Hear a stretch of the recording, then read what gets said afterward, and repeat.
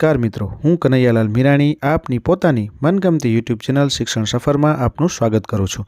આ ચેનલ ઉપર શૈક્ષણિક માહિતી, અભ્યાસક્રમ, શિષ્યવૃત્તિ પરીક્ષાઓ, સરકારી યોજનાઓ, સ્પર્ધાત્મક પરીક્ષાઓ તથા કમ્પ્યુટર અને ટેકનોલોજીને લગતા વિડીયો અપલોડ કરવામાં આવે છે। હજી સુધી તમે જો આ ચેનલને સબસ્ક્રાઇબ ના કરી હોય તો સબસ્ક્રાઇબ કરી દેજો, તમારા મિત્રોને શેર કરી દેજો અને બેલ આઇકન દબાવી દેજો જેથી અમારા નવા વિડીયોની અપડેટ આપને મળતી રહે।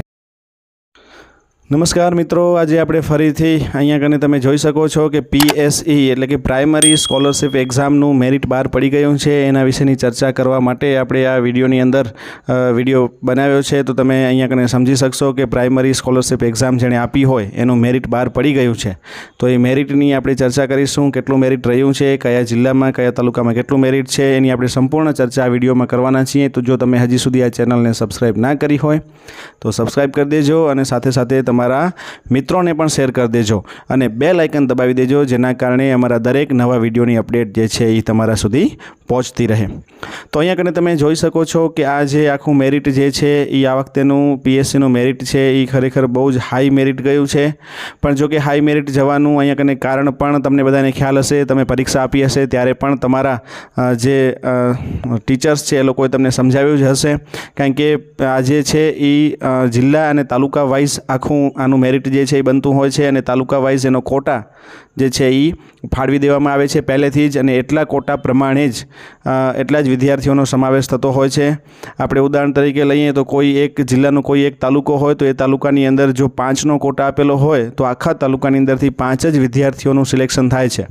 એટલે કે એમાંથી જે ટોપ રેન્ક ધરાવતા એટલે કે જે સૌથી વધારે હાઈએસ્ટ માર્ક્સ મેળવેલા 5 વિદ્યાર્થીઓ જે છે એ જ એની અંદર સમાવેશ થાય છે, એનો જ મેરિટમાં સમાવેશ થાય છે અને એને જ આ શિષ્યવૃત્તિ મળવાપાત્ર થાય છે। એના કારણે થઈ અને આ મેરિટ છે એ ઓલમોસ્ટ મોટા ભાગે ઊંચું જ રહેતું હોય છે, પણ આ વખતે તો ખરેખર એ મેરિટ બહુ જ ઊંચું રહ્યું છે। તો તમે જોઈ શકો છો અને તમે અગાઉ પણ આપણે આમાં રિઝલ્ટનો વિડીયો મૂકેલો હતો ત્યારે તમે રિઝલ્ટ તો બધાએ જોઈ જ લીધું હશે। તો એ રિઝલ્ટના આધારે હવે મેરિટ બહાર પડી ગયું છે, તો એ મેરિટની પણ આપણે ચર્ચા આ વિડીયોની અંદર કરવાના છીએ।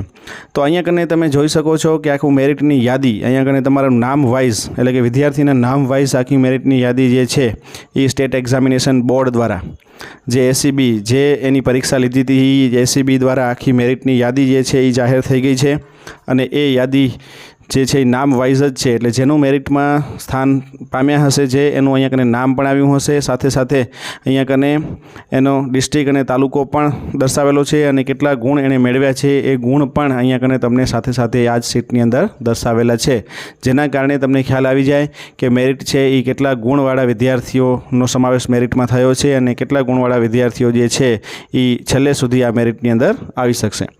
આ સાથે સાથે આપણે બીજી પણ અહીંયા કને એક ચર્ચા તમને જણાવી દઈએ કે હવે આ મેરિટમાં આવ્યા પછી હવે આપણે શું કરવાનું હોય છે, કેવી રીતના શિષ્યવૃત્તિ મળવાપાત્ર થાય છે તેની પણ આપણે આ વિડીયોની અંદર ચર્ચા કરશું, તો તમે ખાસ છેલ્લે સુધી બન્યા રહેજો।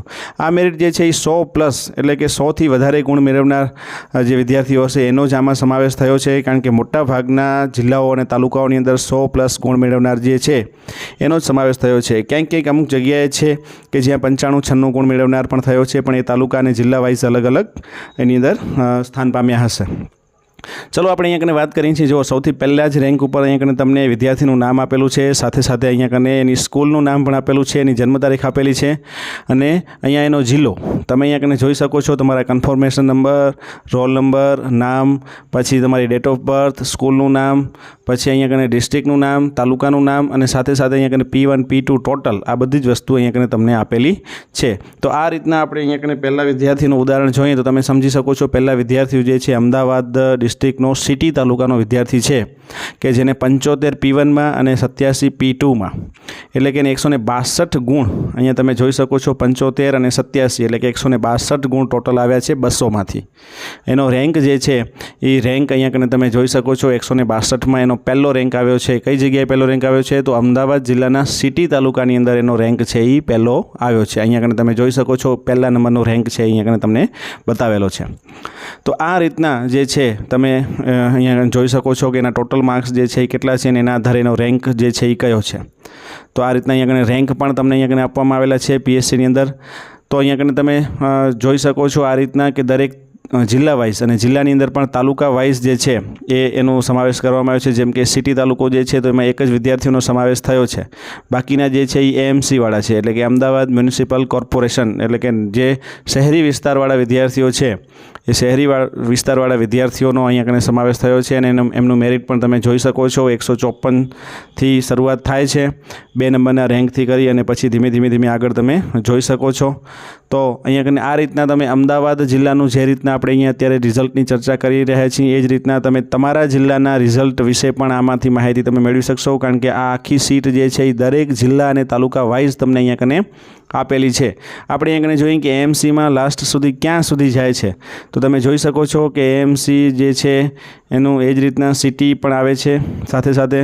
તો એએમસીનું છેલ્લું મેરિટ જે છે એ 130 ગુણ અટક્યું છે. એ જ રીતના એના પછી અમદાવાદનો બીજો તાલુકો આવે છે બાવળા તાલુકો. તો બાવળા તાલુકાનું મેરિટ તમે જોઈ શકો છો. 140થી ફર્સ્ટ રેન્ક ચાલુ થાય છે. એનું ના પણ અહીંયા કને નામ તમને ડિટેલ છે એ બધી અહીંયા કને આપી દીધેલી છે.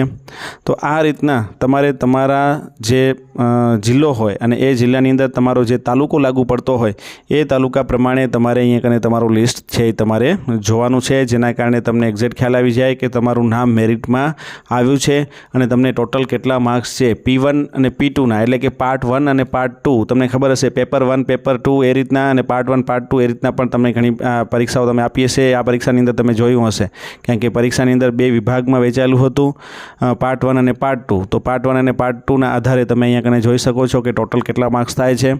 અને જે ટોટલ માર્ક્સ છે એના આધારે તમે અહીંયા જોઈ શકો છો કોઈના પણ માર્ક્સ જે છે એ તમને 100+, એટલે કે 100થી વધારે જ મોસ્ટ ઓફ દેખાય છે. કોઈ જગ્યાએ 100થી ઓછા દેખાતા નથી.